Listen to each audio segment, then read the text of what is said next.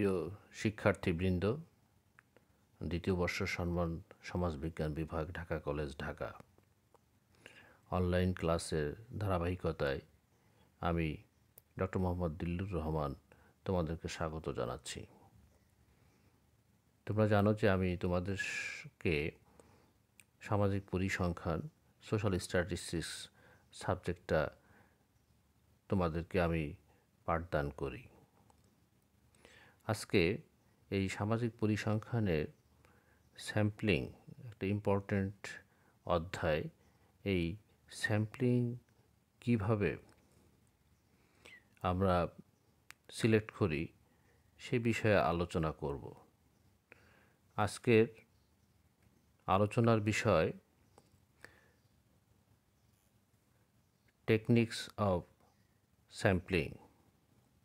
প্রিয় শিক্ষার্থীবৃন্দ, তোমরা দেখতে পাচ্ছ আজকের আলোচনার বিষয় টেকনিক্স অফ স্যাম্পলিং। প্রথমে আলোচনার শুরুতে আমরা একটু জানতে চাই যে আসলে স্যাম্পলিংটা কী। সামাজিক বিজ্ঞানের গবেষণার ক্ষেত্রে পরিসংখ্যান একটা গুরুত্বপূর্ণ বিষয়।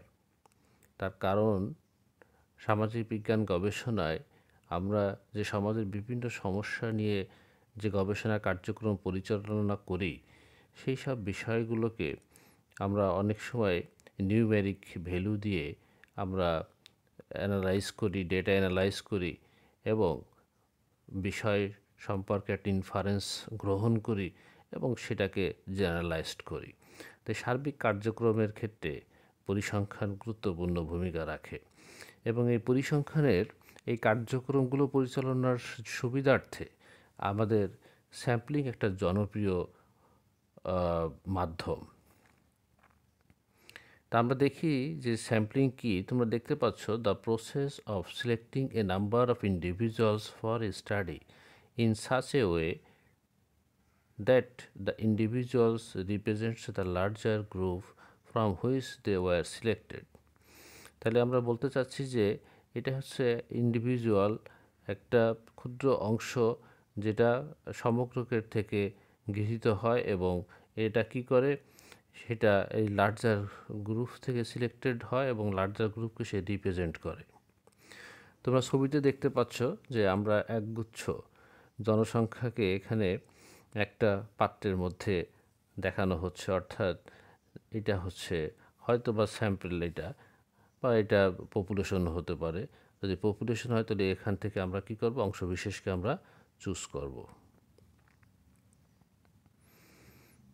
স্যাম্পলিংয়ের তিনটা মেজর বিষয় আমাদেরকে মাথায় রাখতে হয়। একটা হচ্ছে টার্গেট পপুলেশন, আর স্টাডি পপুলেশন, তারপর সেখান থেকে আমরা আসি স্যাম্পেলে। তাহলে এই বিষয়গুলো কি সেটা আমরা দেখব।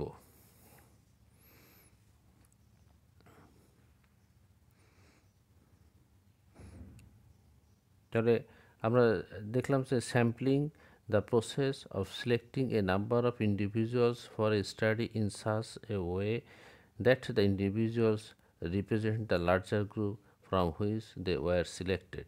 প্রিয় শিক্ষার্থীবৃন্দ, এরপর আমরা দেখালাম যে স্যাম্পলিংয়ের এই তিনটা গুরুত্বপূর্ণ কম্পোনেন্টস, একটা হচ্ছে target population, study population and sample. তাহলে আমরা এই টার্গেট পপুলেশনটা কি আমরা একটু দেখি। এখানে আমরা আরেকটা সংজ্ঞা দিয়েছি যে sample is the part of population that represents the whole. অর্থাৎ স্যাম্পল হলো সমগ্রকের একটা অংশ যা সমগ্রকে প্রতিনিধিত্ব করে।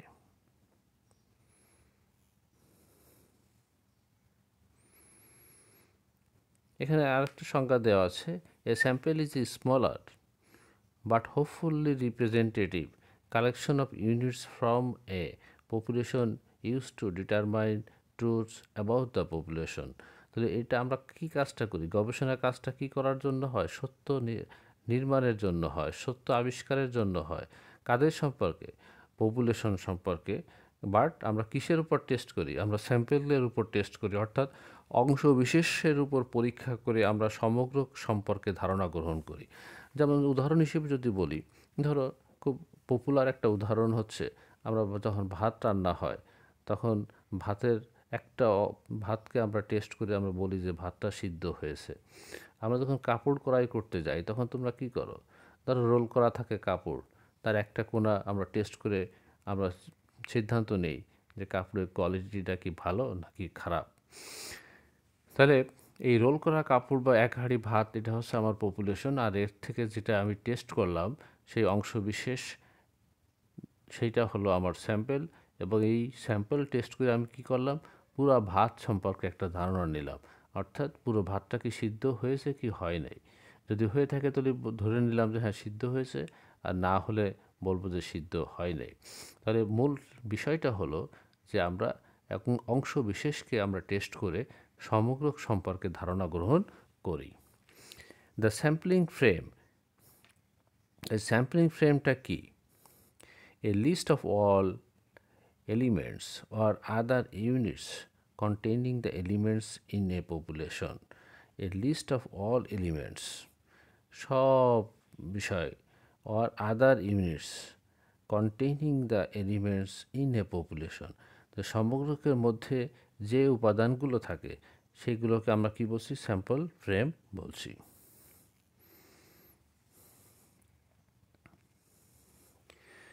পপুলেশনটা কি দেখো?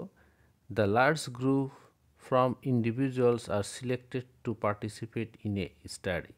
দ্য লার্জ গ্রুপ, একটা বৃহৎ একটা গোষ্ঠী, ফ্রম ইন্ডিভিজুয়ালস, কিসের থেকে বৃহৎ? ইন্ডিভিজুয়ালস থেকে, are selected to participate in a study, যাদেরকে আমরা কি করেছি? একটা গবেষণা কাজের স্বার্থে তাদেরকে আমরা সিলেক্ট করেছি। তাহলে সেইটা হচ্ছে পপুলেশন। ধরো তুমি যদি তোমার নিজ এলাকায়, নিজ ইউনিয়ন বা নিজ গ্রামে গবেষণা করতে চাও, তাহলে তোমার এই গ্রামের পপুলেশনগুলো কি হবে? আন্ডার ইয়োর রিসার্চ ওয়ার্ক, অর্থাৎ তোমার গবেষণার অধীন হবে, সেটাকে আমরা বলবো পপুলেশন।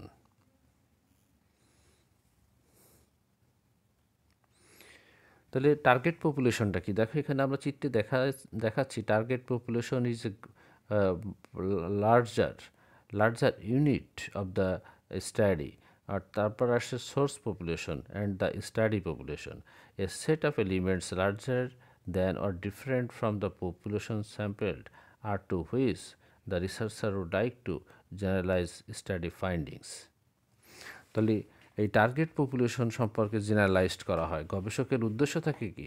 কোনো কিছু বলা, কার সম্পর্কে? টার্গেট পপুলেশন সম্পর্কে বলা, সেটাকে আমরা বলছি টার্গেট পপুলেশন।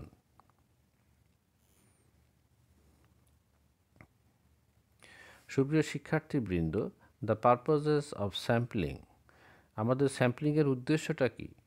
স্যাম্পল তোমরা দেখেছো যে আমরা একটা টার্গেট পপুলেশন বা পপুলেশন অ্যান্ড দেন আমরা উইথড্র স্যাম্পল, আমার কাজের সুবিধার কারণে আমরা কি করি? স্যাম্পল করি। তার কারণ ইন্ডিভিজুয়াল ব্যক্তিবিশেষ, গবেষকের বা কোনো ক্ষুদ্র প্রতিষ্ঠানের পক্ষে তারা ব্যাপক পপুলেশনের উপরে গবেষণা করাটা যেমন একটা দুরূহ ব্যাপার, কেননা সেখানে অনেক বেশি ম্যান পাওয়ারের প্রয়োজন হয়, আবার অনেক বেশি অর্থের প্রয়োজন হয় এবং সময়েরও অপচয় হয়। আবার অন্যদিকে স্যাম্পলিং প্রসিডিউরের মাধ্যমে গবেষণা কার্যক্রমে এই তিনটারই সাশ্রয় হয়। আবার অন্যদিকে এটা সকলের কাছেই গ্রহণযোগ্য হয়, অর্থাৎ representative is the first criteria. তাহলে সেক্ষেত্রে তার টার্গেট গ্রুপ বা টার্গেট পপুলেশন নিয়ে সে যে জেনারেলাইজেশনটা ড্র করে সেটার ক্ষেত্রে কোনো ধরনের দুর্বলতা এখানে প্রতিফলিত হয় না। সে কারণেই স্যাম্পলিং গবেষণার ক্ষেত্রে খুবই জনপ্রিয় একটা টুলস। টু দেখো, দ্য পারপাস অফ স্যাম্পলিং, এখানে কী বলা হয়েছে? Two gather data about the population in order to make an inference that can be generalised to the population. তাহলে আমরা এখানে একটা ধারণা গ্রহণ করার জন্য আমরা কি করি? আমরা পপুলেশন থেকে আমরা তথ্য সংগ্রহ করি। কী জন্য? যাতে আমরা কি করতে পারি? জেনারেলাইজ টু দ্য পপুলেশন, ওই সমগ্র সম্পর্কে যাতে একটা ইনফারেন্স গ্রহণ করতে পারি, অর্থাৎ একটা ধারণা গ্রহণ করতে পারি।